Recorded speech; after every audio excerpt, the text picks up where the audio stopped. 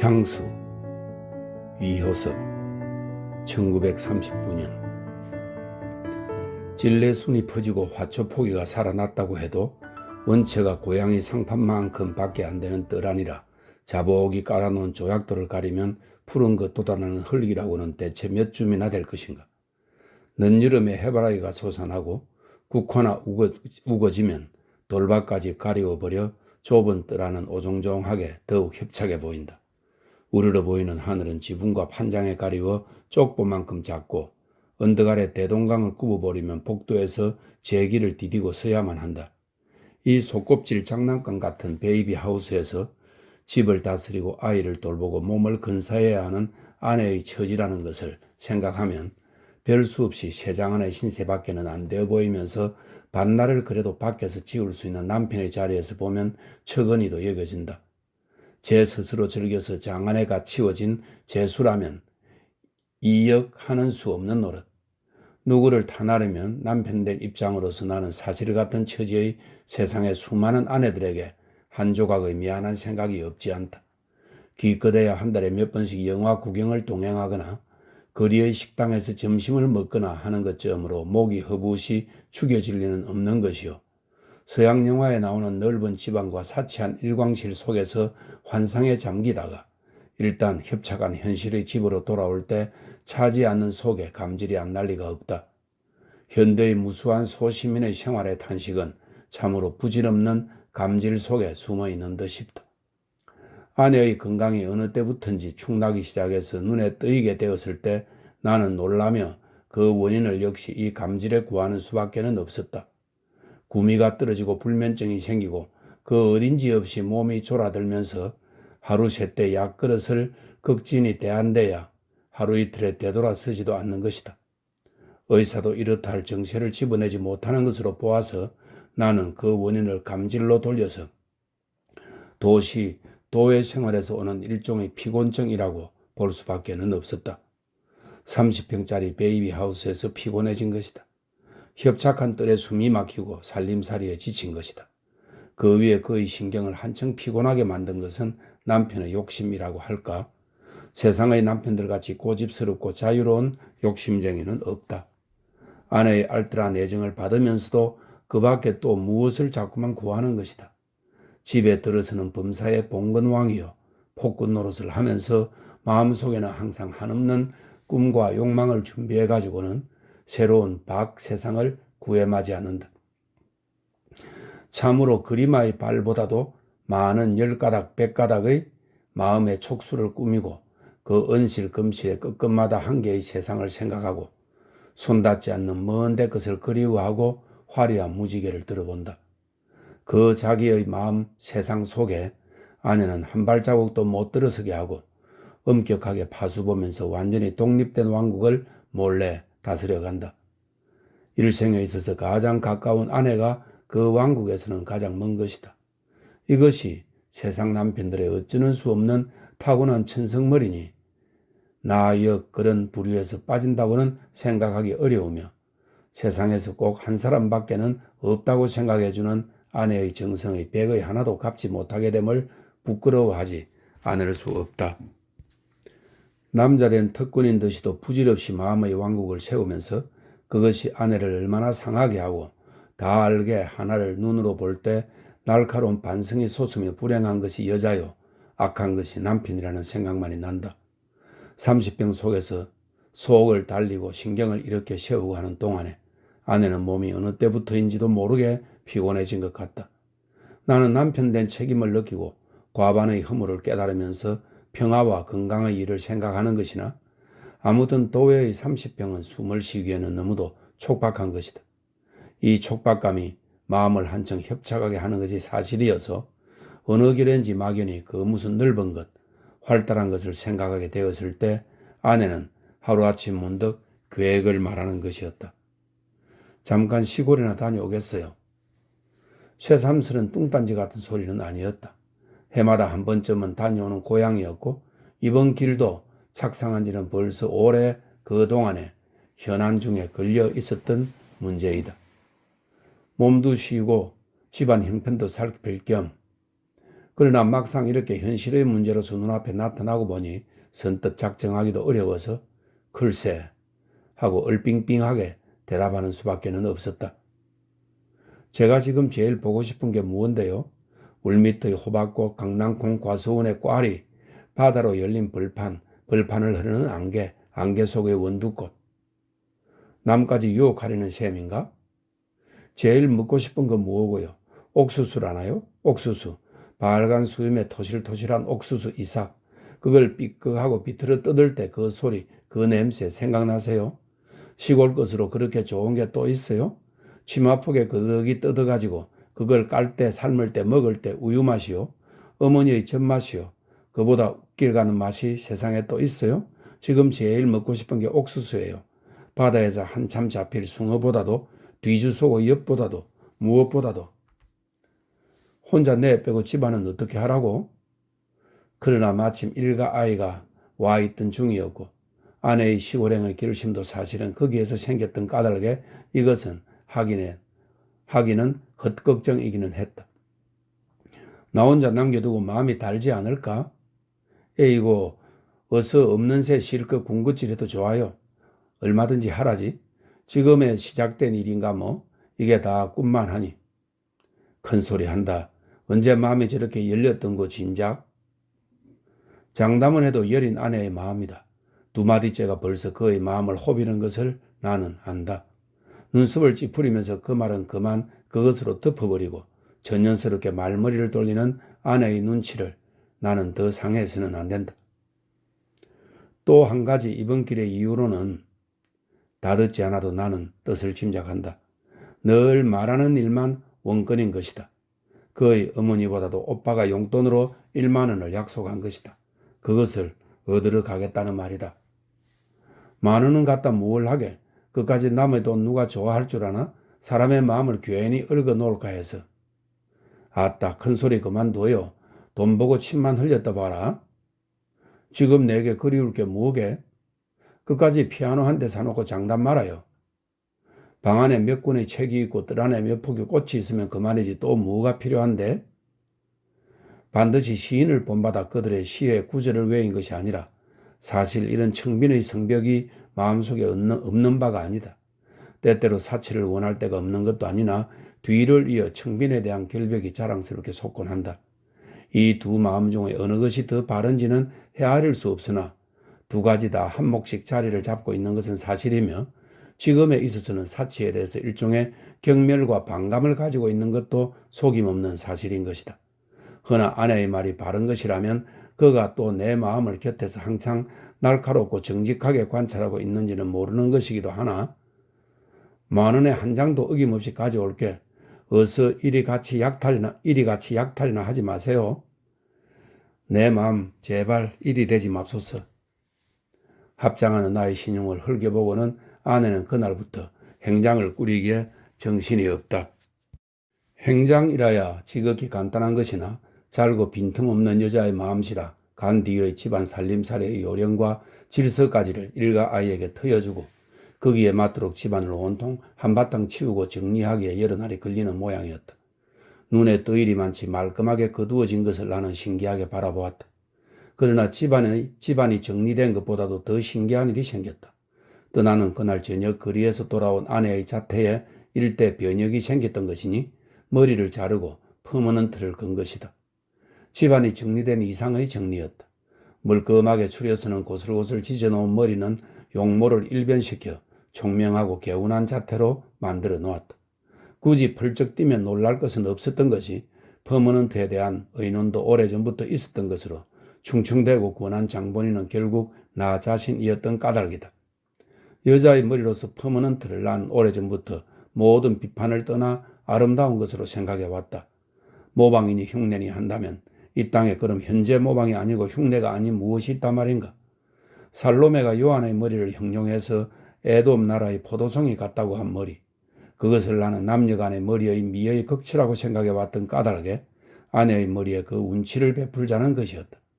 내가 놀란 것은 도리어 아내의 그 결단성이었다. 아무리 충충대도 오랫동안 주저하고 머뭇거리던 것을 그날로 단행한 그 결단성인 것이다. 그러나 거기에는 또 아내의 동무들의 실물 교육이 직접 도와 힘이 된 모양도 같다. 집에 놀러오는 그들의 하나나 그 풍습을 벗어난 사람이 없다. 아내가 그들이 보이는 모범에서 용기를 얻었을 것은 사실 어떻든 그날 저녁 그 변모로 나타난 아내의 자태에 비록 놀라지는 않았다고 해도 일종의 신기하고 청신한 느낌을 금할 수 없었던 것은 사실이다. 피곤하던 종래의 인상을 다소간이라도 떨쳐버린 셈이요. 그 모든 아내의 행사는 결국 고달픈 피곤증에서 벗어나자는 일종의 회복책이었던 것이다. 도회의 피곤에서 향수를 느끼고 잠깐 전원으로 돌아가기로 결심한 그의 해방의 의욕의 표시이었던 것이다. 머리를 시원스럽게 자르고 30평을 떠나 넓은 전원의 천지에서 숨을 쉬자는 것이다. 바다로 열린 불판에서 안개를 받고 원두꽃을 보고 풋 옥수수를 먹자는 것이다. 내 자신 도회에 지쳐 밤낮으로 그것을 그리워하고 향수를 느끼고 하던 판에 원래부터 찬성하는 바이다. 아내의 전원행은 어느 결인지 자연스럽게 응낙되었다. 같이 떠나지 못하는 것이 한될 뿐 별 수 없이 나는 서리우는 향수를 가슴속에 포개 넣은 채 마음속으로 시골을 그리는 수밖에는 없게 되었다. 이튿날로 아내는 짙은 옥색으로 단장하고 퍼머넌트를 날리고 홀가분한 몸으로 길을 떠나는 것이었으나 차창에서는 금시 눈물을 머금고 쉬이 돌아올 것을 거듭 말한다. 차가 구비를 돌 때까지도 자가가는 얼굴을 창으로 내놓고 손수건을 흔드는 것을 보고는 그럴 것을 그럼 왜 떠나는 누구 하는 동정도 솟았으나 한편 이왕 떠나는 것이니 어서 실컷 시골 맛이나 맞고 몸이나 튼튼해져서 오라고 축수하는 나였다. 호박꽃, 강낭콩 실컷 보고 옥수수, 숭어 실컷 먹고 좀 끄무잡잡한 얼굴로 돌아오기를 원하는 것이었다. 아내가 간후 집안이 텅 빈 것 같고 30평이 좁기는 그냥 넓게만 여겨지면서 횡행한 느낌을 금할 수 없었으나 그가 돌아오기를 기다리는 것도 또한 기쁨이 되었다. 1만 원이니 무언이 도시 아내의 꿈이란 것이 좁은 30평의 세계 속에 묻혀 있게 된 까닭에 포태된 것인데 그의 꿈의 실마리도 이 집과 함께 시작된 것이다. 넓은 집을 바라는 곳에서 1만 원의 발설을 알뜰히 명심하게 되었고 그것이 은연중에 여행의 계획도 된 모양이었다. 행인지 불행인지 아내의 동무들이라는 것이 어찌어찌 모이다 나니 그게 수십만 대 급에 가는 유한 부인으로서 퍼머넌트의 실물 교육을 하듯이 이들이 어린 아내에게 사체의 맛과 속세의 철학을 흠뻑 암시해준 모양도 같다. 이웃에서는 며느리를 가진 안늙은이들 입에 오르리만큼 소문이 나서 모범주부로 첫 손을 꼽게 된 아내라고는 해도 아직 20을 조금밖에는 넘지 않은 어린 나이인 것이라 속세의 철학에 구미가 안 돌 리가 없다. 무력에 대한 완전한 초월, 해탈이라는 것은 산속에 숨어있는 도성에게나 지당할는지 속세에 살면서 그것을 무시하기는 어려운 노릇이어서 적어도 사치 아닌 것보다는 사치의 마음이 기우는 것은 여자의 본성일 들도 쉽다. 그러나 사치의 한도란 대체 얼마인 것인가? 천에서 만족할 수 있으면 백에서도 만족할 수 있으려니와 천에서 만족하지 못할 때 만에선들 만족할 수 있을까? 필요한 것은 만이나 10만의 한계가 아니요 천에서라도 만족할 수 있는 심정이 아닐까? 10만 대급의 유한 부인들의 철학을 나는 속으로 비웃으면서 아내의 1만 원의 일건을 위태하게 여기며 하회를 기다리는 것이었다. 아내의 친가는 결혼 당시만 해도 몇십만 대의 혼홍으로 시골서는 뽐내는 편이었으나 그 시기에 농가의 몰락이란 흐러지는 돌담을 보는 것 같이 빠르고 가엾은 것이었다. 재산이라는 것이 대개는 농토나 살림인 것을 무엇을 하노라고인지 은행과 회사에 모조리 넣은 것이 좀채 빠지지 않아서 우물쭈물하는 동안에 한 몫이 패어 나가기만 했다. 낙엽송의 묘포를 하느니 자동차 회사를 경영하는 동안에 불껏 솟아오르지는 못하고 점점 쓰러져만 가는 것이다. 일찍 아버지를 여의고 어머니와 두 남매, 아내와 오빠, 즉 이 오빠의 손에서 가사는 기우는 형체를 당했다. 눈에 보이지 않는 속에서 문득문득 나가기 시작한 것이 불과 몇 해가 안 지난 것 같은데 집안은 후줄하게 줄어들고 말았다. 도무지 때와 고스의 일을 얻지 못한 것이 보기에 딱할 지경이나 생각하면 등 뒤에 그 무슨 조화의 실이 이리 당기고 저리 끌면서 농간을 부리는 것만 같아 어쩌는 수 없다는 느낌도 난다. 부근의 제지회사가 되면서부터 벌목이 성하게 된 까닭에 한 고장의 산이 유명하다고 그것을 잔뜩 바라고 있는 것이나 그것이 10만 원에 팔릴 희망도 지금 같아서는 먼 듯하다. 아내는 오빠에게 이 산에서의 5만 원의 약속을 받은 것이나 어쩌랴 아내의 꿈은 오빠의 운명과 발을 맞추지 않으면 안 되게 되었다. 지금 당장의 1만 원이라는 것도 필연코 업 부근의 토지의 매매에서 솟을 것인 듯 하나 이 역운이 대단히 이로워야 차례질 몫일 듯 골패짝의 장난같이도 허황한 것이다. 1만 원이나 5만 원의 꿈은 어서 천천히 꾸기로 하고 시급한 건강이나 회복해 가지고 오라고 마음속으로 축원하고 있을 때 대망을 품고 고향으로 내려간 아내에게서는 며칠 만에 간단한 편지가 왔다. 대망을 품은 폭으로는 흥분도 감격도 없는 담담한 서면이었다. 어머니의 흰 머리칼이 더 늘었다는 것과 둘째 조카딸이 어여쁘게 자랐다는 것을 적어 보낸 것이다. 호박꽃 이야기도 과수원 이야기도 옥수수 이야기도 한 말이 없는 것이요. 도리어 놀란 것은 진찰한 결과 신경쇠약의 정세로 판명되었다는 것이다. 도의 병원에서는 정세를 바로잡지 못하는 것이 왜 하필 시골 병원에서 판명된단 말인가? 신경쇠약의 선언을 받으려고 일부러 시골을 찾을 셈이던가? 만약 말과 같이 신경쇠약이라면 그 원인을 만든 내 허물이 한두 가지가 아닐 듯해서 애처로운 생각조차 났으나 어떻든 병이 병인 만큼 일부러 전지요양도 하는 판에 시골을 찾은 것만은 잘 되었다고 안심도 되었다. 살림 걱정도 잊어버리고 활달한 자연과 벗하고 지내는 동안에 차차 회복될 것으로 생각한 까닭이다. 될 수 있는 대로 오랫동안 지니고 간 약이나 먹으면서 마음 편히 지내기를 나는 화답하면서 마음속으로는 과수원도 거닐고 푹공도 까고 조카 아이들과 놀고 거리의 부인들과도 휩쓸리면서 모든 것 잊어버리고 유유히 지내고 있을 그의 자태를 상상해 보는 것이었다. 뒤를 이어 사흘들도 편지가 오는 것이 어느 한 코페를 번기는 법이 없이 한가한 전원의 풍경을 그려 보내느냐 하면 그렇지도 않고 멀리 이곳 집안의 걱정과 살림살이의 주기를 편지마다 세밀히 적어 보낸다. 생선을 소포로 보내온다. 편지 봉투 속에 돈을 넣어 보낸다 하면서 면밀한 주의는 가려운데 손이 닿을 지경이다. 그리고는 이곳에 대한 끊임없는 걱정과 조바심인 것이다. 향수를 못 잊어 고향을 찾는 그의 마음이니 응당 누그러지고 풀리고 놓여야 할 것임을 그같이 걱정이 자심하고야 누그러지기는커녕 도리어 안타깝게 죄어드는 판이니 그러다가는 병을 고치기는 새로 도리어 덧치기가 접경일 듯 싶었다. 혹을 때려갔다 혹을 붙여올 것도 같다. 하기는 걱정이라면 내게도 걱정이 없는 것이 아니었고 무엇보다도 그를 보내고 나니 일상의 불편이 이루 한두 가지가 아님을 당면하게 되었다. 아침 저녁으로 대하는 음식상으로부터 주머니 속에 드는 손수건 하나에 이르기까지가 손이 달라지니 불편하고 막 같지 않은 것이다. 아내란 상위의 찌개 그릇이요 책상 위의 옥편이라고 할까. 무시로 눈에 뜨일 때에는 심드렁해서 대수롭게 여겨지지도 않으나 일단 그것이 그 자리에 빈 때에는 가지가지의 불편이 뼈에 사무치게 알려지면서 그 값을 비로소 깨닫게 된다. 아내 없는 불편을 더구나 집안을 거느리고 있을 때의 그 불편을 절실히 느껴가면서 웬만큼 정량하고 그만 돌아왔으면 하고 내 편에서도 느끼게 되었다. 대체 세상에서 마지막으로 편안하고 마음 놓을 곳이 어디인지 아무도 모르는 것일까? 그립고 안심을 얻을 마지막 안식처가 어디요? 고향이 어디임을 말해주는 이 없을 듯 싶다. 내가 아내 없는 불편으로 해서 그렇게 안달을 하고 갈망을 하지 않아도 아내 편에서 도리어 조바심을 하고 제 스스로 또다시 돌아온 것이다. 벼랑간 전보를 치고는 그날로 떠난 것이었다. 불과 한 달도 못 되어서 협착하다고 버리고 간 도예를 다시 찾아왔다.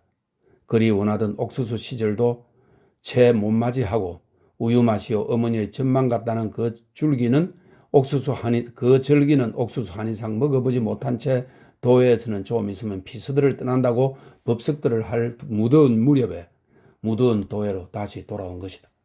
향수에 복받쳐 고향을 찾은 그에게 그리운 것이 또 무엇이었던가? 향수란 결국 마지막 만족이 없는 영원한 마음의 장난인 것인가? 말할 것도 없이 아내는 고향에서 두 번째의 향수, 도회에 대한 향수를 느낀 것이다. 도회가 이번에는 고향같이만 보였을 것이 사실이다. 시골로 떠날 때와 똑같은 설레고 분주한 심정으로 집을 떠나 30평을 찾아든 것이다. 안타깝고 감질이 나던 30평이 조촐하고 알맞은 안식처로 보였을 것이다. 모든 것이 떨어의 꽃한 포기까지 새롭고 귀하고 신기한 것으로 보였을 것이다. 집안의 구석구석이 시골보다도 나은 곳으로 보였을 것이다. 물론 한 해를 살아가는 동안에 피곤해지면 또 시골이 그리워질 것이요. 시골로 갔다가는 다시 또 이곳을 찾을 것이요. 향수는 차례차례로 나루를 찾은 나룻배같이 평생 동안 그칠 바를 모르는 것이다. 차에서 내리는 아내의 신색은 떠날 때보다 조금 나아진 것도 같고 도리어 못해진 것도 같다. 퍼머넌트를 날리고 옷맵시가 개운하게 보이는 것은 떠날 때와 일반이나 어쨌든 올 곳에 왔다는 듯 얼굴에는 안도의 빛이 떠오른 것은 사실이다. 그렇게 푸지게 있을 걸 와 그리 설레긴 했던구? 어때요? 이만하면 얼굴 좀 거슬렀죠? 군것질 너무 할까봐 걱정이 돼서 뛰어왔죠. 그래, 옥수수 먹을 동안도 못 참았어? 수염이 빨개지는 걸 보고 왔어요. 있거든 철도편으로 두어 푸대 뜯어보내라고 일러는 두었지만 이 가방 속에는 이게 모두 지전으로 10,000원이 들어 찼으렸다. 찰 뻔했어요. 아내는 조금 겸연쩍은 듯이 빙그레 웃으면서 제게 걷는다. 10,000원의 꿈 깨뜨려지도다. 아멘. 노상에서 자세한 이야기를 드릴 수는 없지만 거리에는 군대가 들어와 양식고가 선다고 땅 시세가 갑자기 올라 발끈들 뒤집혔는데 철도를 가운데 두고 바른편 터가 군용지로 작정되고 왼편 땅이 미끄러질 줄을 누가 알았겠어요? 바로 작정되는 날까지도 어느 쪽으로 떨어질 줄 몰라 숨물들거리다가 그 지경이 되고 보니 한편에서는 좋아라고 뛰는 사람, 한편에서는 낙심해서 우는 사람. 오빠는 사흘이나 조석을 굶고 헤매이는 꼴 차마 볼 수 있어야죠. 아멘. 운이 바뀔 때는 할 수 없는 노릇 같아요. 다음 기회를 노리는 수밖에 어쩌는 수 있나요? 안 되기를 잘했지. 옳게 떨어졌다간 그 10,000원 때문에 또 무슨 걱정이 생겼게? 그저 없는 것이 제일 편하다나?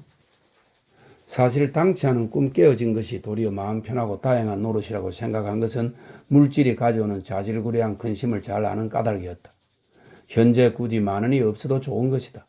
아내가 돌아온 것만으로도 불편하던 집이 필일 것 같아서 반가웠다. 고기를 놓친 것이 아까울 것도 애틋한 것도 없이 빈손으로 간 아내가 빈손으로 온 것이 얼마나 시원한 노릇인지 모른다. 두고 보세요. 다음 기회는 영락 없을 테니 사람의 운이 한 번은 이로울 날이 있겠지요. 꿈이란 자꾸 멀리 다가갈수록 좋은 것이라나? 그렇게 수월하게 잡혀선 값이 없거든. 집에 이르렀을 때 아내는 좁은 뜰 안에 한 걸음 들어서자 만면 희색을 띠고 우거진 꽃숲을 바라보는 것이었다. 어느새 이렇게 만발이야, 카카레아, 사비야, 프록스, 에스트, 따레아, 국화, 해바라기 온통 한창이니 무지개를 보는 아이와도 같다. 조금 오독갑스럽게 수다스럽게 기쁨이란 그렇게 표현하는 것이 가장 정당한 듯도 싶다. 카카레아의 꽃망울 하나를 뜯어가지고는 손가락으로 문질러 물을 들이고 향기를 맡고 하는 것이다. 호박꽃보다도 못하지 않지? 호박꽃도 늘 보니까 실정이 났어요. 흡사, 새 집, 새 세상에 처음으로 온 것만 같아요. 복도로 뛰어올라서는 공연히 방 안을 서성거리며 부엌을 기웃거리며 마룻방을 쿵쿵거리며 현관문을 열어보고 제기를 디디고 언덕 아래 강을 굽어보며 흡사, 새 집으로 처음 들어온 신부의 날뛰는 양이다. 집을 한 바퀴 휑하니 살펴보고야 비로소 안심한 듯이 방에 와 앉으면서 놓이는 마음에 잠시는 어쩔 줄을 모르고 멍하니 뜰을 내다본다. 다시는 시골을 간다고 발설을 하고 법석을 안 하렸다.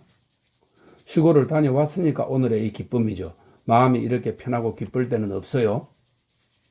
그 적시로 신경쇠약증이 떨어져 버린 듯이도 건강한 신세계 기쁨을 담고는 새로운 감동의 발견에 마음이 허붓이 차 있는 모양이었다.